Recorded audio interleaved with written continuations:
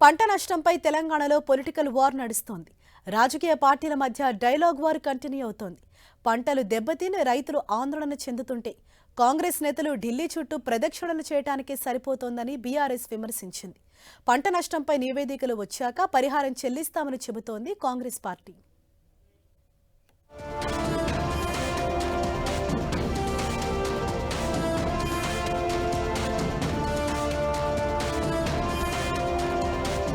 పంట నష్టం జరిగి రైతులు కష్టాల్లో ఉన్నారు. నేతలు మాత్రం డైలాగ్ వార్తో పాలిటిక్స్ ను హీటెక్కిస్తున్నారు. పంట నష్టంపై రాజకీయ పార్టీల మధ్య మాటల తూటాలు పేలుతున్నాయి. రాష్ట్రంలో వడగళ్ల వర్షంతో పంటలు దెబ్బతిని రైతులు ఆందోళనకు గురవుతుంటే సీఎం రేవంత్ రెడ్డి కనీసం కన్నెత్తి చూడటం లేదంటూ మండిపడ్డారు BRS working president KTR. Delhi పెద్దల చుట్టూ ప్రదక్షిణలు తప్ప గల్లీలో రైతుల కన్నీళ్లు కనిపించవా అంటూ ప్రశ్నించారు. పంట నష్టంతో రైతులు బోరున విలపిస్తే పార్టీ ఫిరాయింపులతో సీఎం బిజీగా ఉన్నారని ట్వీట్ చేశారు కేటీఆర్.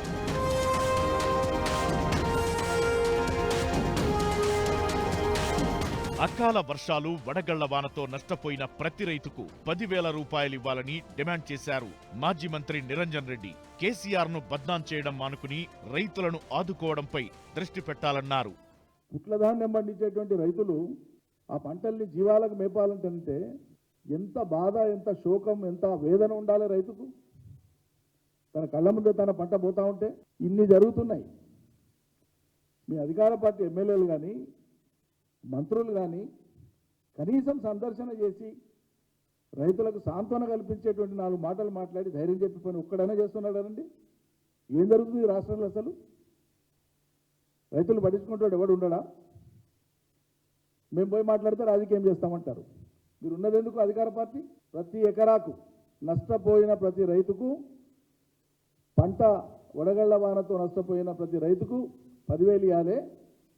అదేవిధంగా మీ చర్యల వల్ల, మీ నిర్లక్ష్యం వల్ల, మీ పట్టింపు లేని కారణంగా ఈ రాష్ట్రంలో ఎండిపోయినటువంటి పంటలు మొత్తం ఎన్ని ఉన్నాయో మొత్తం ఎన్యూమరేట్ చేయండి. వాళ్ళకు కూడా ఇదే విధంగా ప్రకృతి విపత్తు పద్ధతిలోనే 10,000 రూపాయలు ఇచ్చేటువంటి ప్రత్యేక జీవనం తీసుకురండి. వెంటనే రైతులను ఆదుకోవాలని డిమాండ్ చేసింది బీజేపీ. రైతుకు ఎకరానికి 20,000 ఇవ్వాలన్నారు ఎంపీ బండి సంజయ్.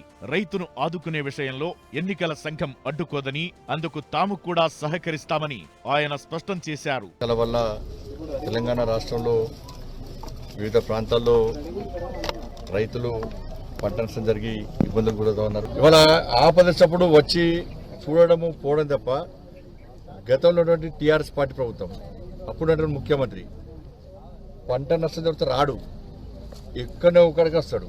భరోసా కల్పించడం అంటే మాలాంటి ప్రతిపక్ష పార్టీలు వచ్చి రైతులకు ధైర్యం చెప్పాలి. పాలక పక్షం వచ్చి ఏం చేయాలి, పాలకులు వచ్చి ఏం చేయాలి, వాళ్ళకి ఏదో విధంగా సహాయం చేయాలి. దాన్నే పాలకులు అంటున్నారు. ప్రభుత్వం వచ్చింది, వాళ్ళ రైతులు లేక ఇబ్బంది పడుతున్నారు, కరెంటు లేక ఇబ్బంది పడుతున్నారు. వాళ్ళ లాస్ట్కు ఇవాళ అకాల వర్షాల వల్ల ఇలా పంట నష్టం జరిగింది. ఈ ప్రభుత్వం ఏం చేసింది? కనీసము ఇప్పుడన్నా ఈ నష్టపోయిన రైతులకు కనీసం ఎకరానికి ఎంత ఇస్తారో చెప్పు. పంట నష్టంపై ప్రభుత్వాన్ని బ్లేమ్ చేయడం మానుకోవాలంటోంది కాంగ్రెస్. పంట నష్టంపై నివేదికలు రాగానే ప్రభుత్వం పరిహారం చెల్లిస్తుందని చెబుతున్నారు హస్తం పార్టీ లీడర్లు. బీఆర్ఎస్, బీజేపీలు తప్పుడు ప్రచారం మానుకోవాలంటున్నారు. పంట ఎంత ఎకరేజీలో పంట నష్టమైంది, ఏ మేర నష్టమైంది అనేటువంటి మాట వారు ఎన్యూమరేట్ చేసి తొందరగా గణాంకాలు తెప్పినటువంటి ఆదేశం వారు ముఖ్యమంత్రి గారు ఎంబడే చెప్పడం జరిగింది. ఆ గణాంకాలు వస్తూనే ఎంత నష్టమైంది పంట, 20%, 30%, 40%, 50% అనేటువంటి మాట ఒకసారి నిర్ణయం చేసుకొని మేము ఆ ఇవ్వాల్సిన నష్టపరిహారం ఒక నిర్ణయం తీసుకుందాం అనేటువంటి మాట చెప్పడం జరిగింది. రైతులకు నష్టపరిహారం చెల్లించడమేమో గాని పార్టీల మధ్య మాత్రం మాటల తూటాలు పేలుతున్నాయి. ప్రభుత్వం స్పందించి పరిహారం చెల్లింపుపై ప్రకటన చేస్తే తప్ప ఈ విమర్శల దాడి ఆగేలా లేదు.